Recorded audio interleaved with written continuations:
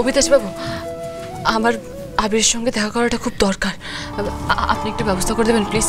হ্যাঁ হ্যাঁ, আপনি একটু প্লিজ ব্যবস্থা করে দিন না, আমিও যাবো আবিরের সঙ্গে দেখা করবো। এক সেকেন্ড। হ্যালো, হ্যাঁ আচ্ছা ঠিক আছে, আমি আসছি। বেগম কি হয়েছে দিদি? না কিছু হয়নি, তুমি এত টেনশন করো না। আমাকে একটু বেরোতে হচ্ছে, তুমি বরং যাও, আবিরের সঙ্গে একবার দেখা করে এসো, তাতে আবিরও একটু সাহস পাবে, ওরও একটু ভালো লাগবে। আমি আসছি। হ্যাঁ, থ্যাংক ইউ ভেরি মাচ, ভালো থাকবেন।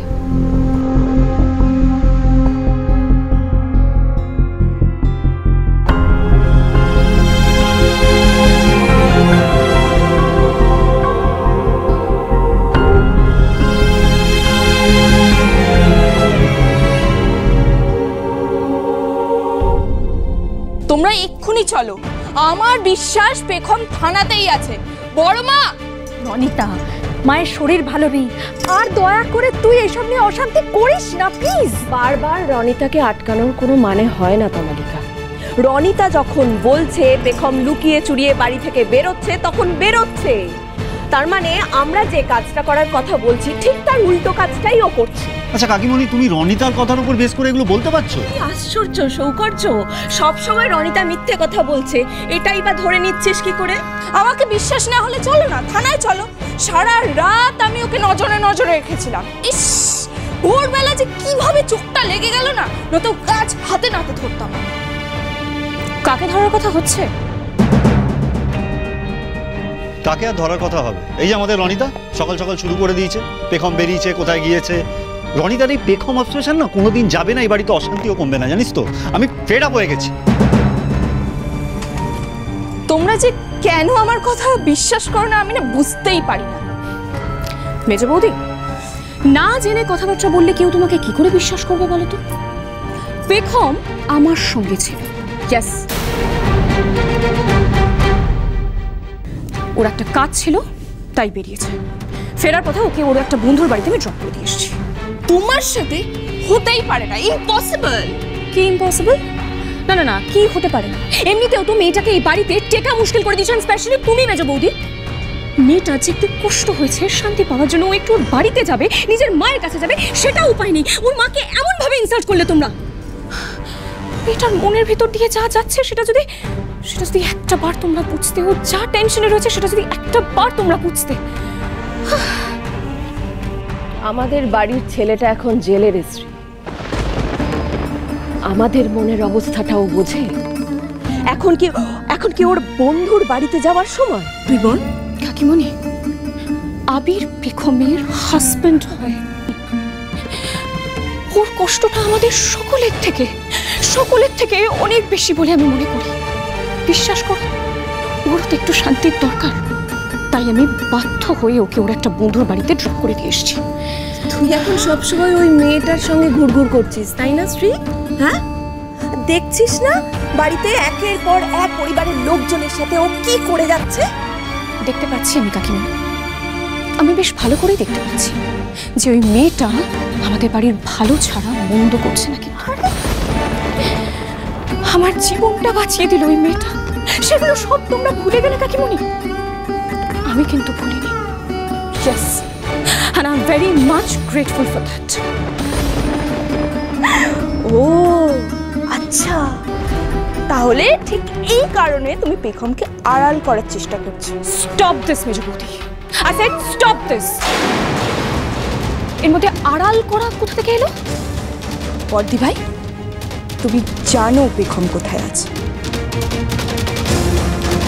মেজো বৌদি, আমার সঙ্গে এইরকম টেরা দেখা কথা বলে কিন্তু কোনো লাভ হবে না। হ্যাঁ, আমাকে যদি বেশি ঘাটিয়েছো না, আমি এক্ষুনি পেখমকে যেখানে রেখে এসেছি সেখানে কিন্তু তোমাকে নিয়ে যাবো। যদি সত্যি পেখমকে ওখানে তুমি পাও, ও যদি সত্যি ওখানে থাকে, সেটা কিন্তু তোমার জন্য খুব একটা ভালো হবে না। আশা করি আমাকে আর কোনো রকম কোনো প্রশ্ন নেই কারণ। আমি ঘরে গেলাম তো, আমার ভালো লাগছে না।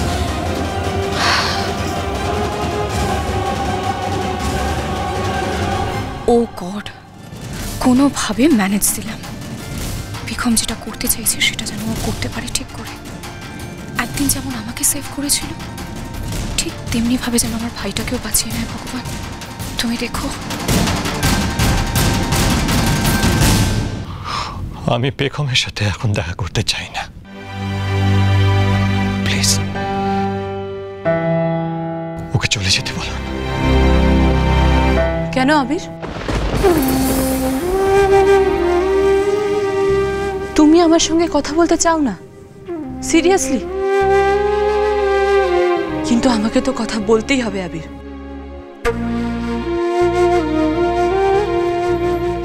আপনারা তাড়াতাড়ি কথা বলুন, 5 মিনিটের বেশি সময় দিতে পারবো না।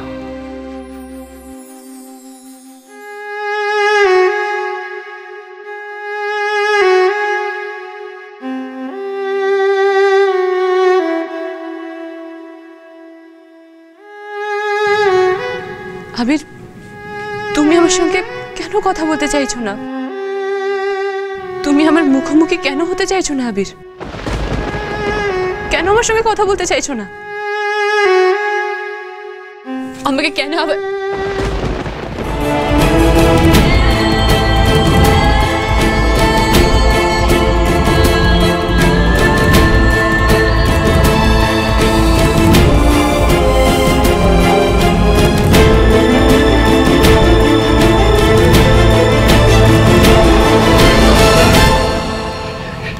এই জন্য আমি তোমার সাথে দেখা করতে নিজের মুখ দেখাতে চাইছিলাম না। দেখলে তো কেমন কান্নাকাটি শুরু করেছে। আমার কিছু হয়নি পেখম, এটা তো নর্মাল, এটা তো সামান্য ইন্টারোগেশন। ইন্টারোগেশন? এটা কিরকম ইন্টারোগেশন আবির? আমি দেখছি। না, এটা কিরকম ইন্টারোগেশন হয়েছে আমাকে শেখাচ্ছে? অশিক্ষিত মূর্খ পেয়েছেন আবির। আমি এসে দেখেছি, আমি কাউকে ছাড়বো না। আপনারা যেটা করেছেন সেটা পানিশেবল অফেন্স। আমার হাজবেন্ডের অবস্থা কে করেছে?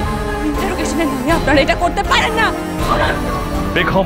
পেখম আপনি শান্ত হন প্লিজ। আমি এই কেসে টেক ওভার করার পর আবিরকে দেখে অলরেডি বুঝতে পেরেছি, সঙ্গে সঙ্গে ব্যবস্থা নেওয়া শুরু করেছি। যেই অফিসার এই অবস্থা করছে তার যথাযথ ব্যবস্থা নেওয়া। প্লিজ পেখম আপনি শান্ত হন। আপনি প্লিজ কাজের কথাটা বলুন, বাকিটা আমি সামনে, আই প্রমিস। চলুন।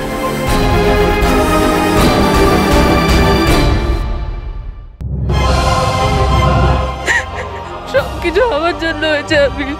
তোমার জন্য হয়নি, যার জন্য হয়েছে তাকে খুঁজে বের করতে হবে। তোমার এই অবস্থা আমি সহ্য করতে পারছি না। আমি আমার মনের মধ্যে কি চলছে আমি তোমাকে বোঝাতে পারবো না।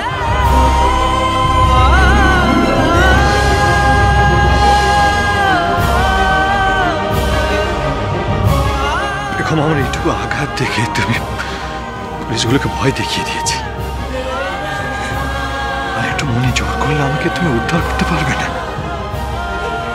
এটা সম্ভব? পারবো আমি পারবো।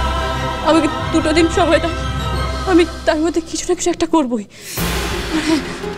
আমি তোমার অফিসে অলরেডি ঢুকে পড়েছি ছদ্মবেশে।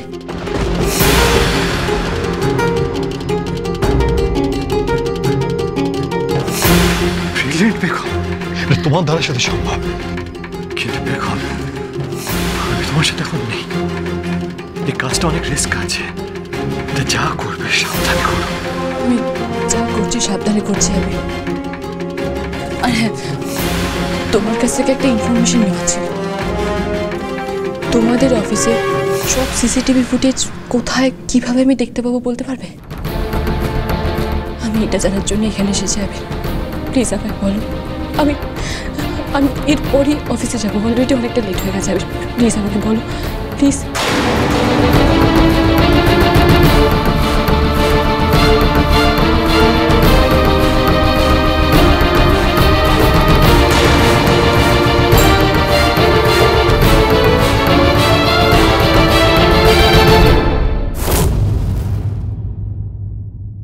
আজ থেকে তুমি কাজ করবে রাহুল স্যার।